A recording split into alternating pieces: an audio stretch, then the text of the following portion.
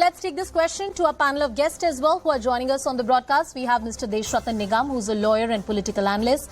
CA Pradeep Bhati, who's from the Samajwadi Party, is also joining us on the broadcast. Vishnu Jain, who's an advocate on record at the Supreme Court, with us on the broadcast. Kapil Madan, who's a lawyer and political analyst, also with us on the show. Vishnuji, I want you to open the debate. When we talk about a uniform civil code, we talk about equality between men and women. And rightly so, I don't think there can be any caveat to that. There should be equal rights and opportunities. But the last law commission under Justice B.S. Chauhan, when it came to the sixth schedule, they were divided. They said, look, this is a very tricky issue and we have to tread here very, very cautiously. It's just not about the Northeast, Goa, Andhra Pradesh. There are certain other issues where, states where tribal rights are concerned. When we talk of a uniform civil code, how is it that we can tread through this tricky and treacherous domain of land rights, which will come somewhere when we talk about the idea of uniform civil code under the law of inheritance? First of all, this is a very, very interesting phase of the debate so far as uniform civil code is concerned. And I would really like to appreciate CNN so far as this aspect of the matter is concerned, because this is very, very important legal issue. Yes. I want to highlight paragraph 12A of the sixth schedule. Paragraph 12A is very, very pari materia with the other northeastern states, except Nagaland, where the provision is that the President of India, when they pass any law, so far as it is in conformity with the various aspects of the Constitution, in that law passed by the Parliament, there can be that law passed by the Parliament will prevail over the various customs, usage and other areas or inheritance and everything. So law passed by the Parliament will prevail is mentioned in paragraph 12A of the sixth schedule.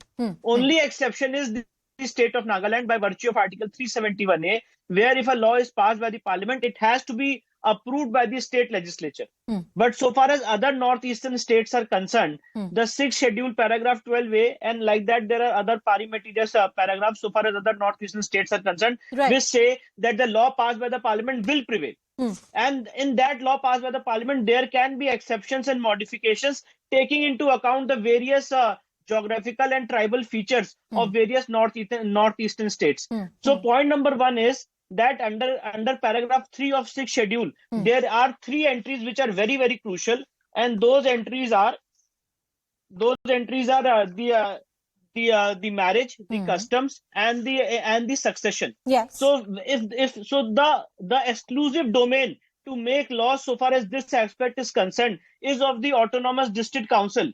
But then under paragraph 12, there is an overriding effect. No, Vishnuji, I take that broad point that you're saying, that somewhere the union government has the power to make a law which can override the customary law. I think that's the broad point that you're making.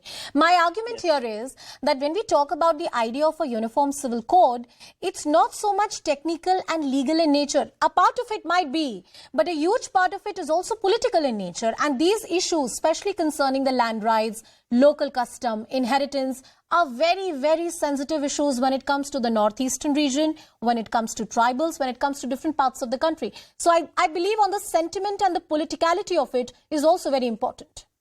You are absolutely right. You are absolutely right. So far as northeastern regions are concerned, it's a very, very sentimental issue because they are governed by their own customary laws. And therefore, when I am speaking on this debate of uniform civil code, I have made a grand norm, which is which I feel that which should be the baseline for all the political parties and all the parliamentarians to debate on, which is that so far as criminal aspects are concerned, it should govern the entire country. For example, section 494 bigamy provision is there. So if bigamy is an offense for the entire country, POSCO section 3 is an offense for the entire country, irrespective of religion, irrespective of tribe. There are certain issues of female justice, of gender justice, of female dignity, which has to be a grand norm when you are enacting the provisions of uniform civil code.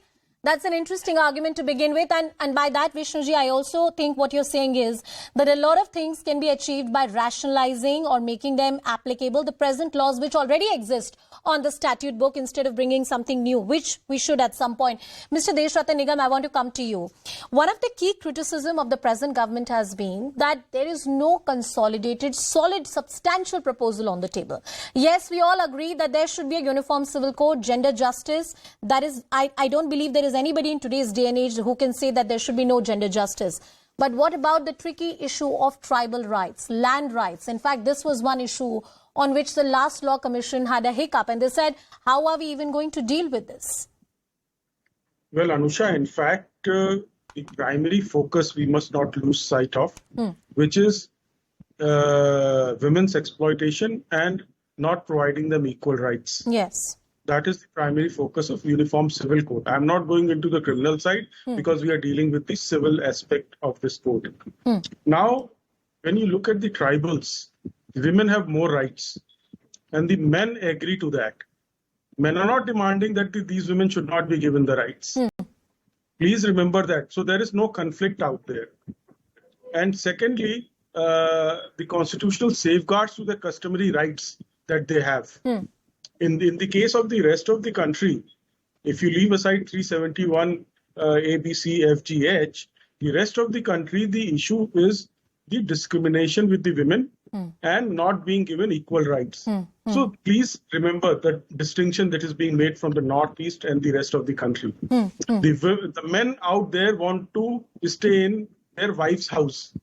No, Both but of them agree. Mr. Nigam, I agree with you. I agree with you that when it's a matriarchal society, women have far more, which is given to them, say, in a patriarchal setup. I agree with you there. But when we talk about a uniform civil code, would all of these customs go away? Would the government also dare to touch on the customs of the Northeast? That's a question that a lot of political opponents are asking, sir. I'm answering. Yes, the sir. fact remains that when there is a harmony in society and men and women both agree on certain things, where women have rights and they agree. Over the period of time, those rights have gone to the women. There is a clear pattern, this thing. Therefore, there is complete harmony. However, on the other side, the demand is coming from the women through various courts, judge pronouncements. I've taken so that is point. the distinction. Yes, I take that distinction.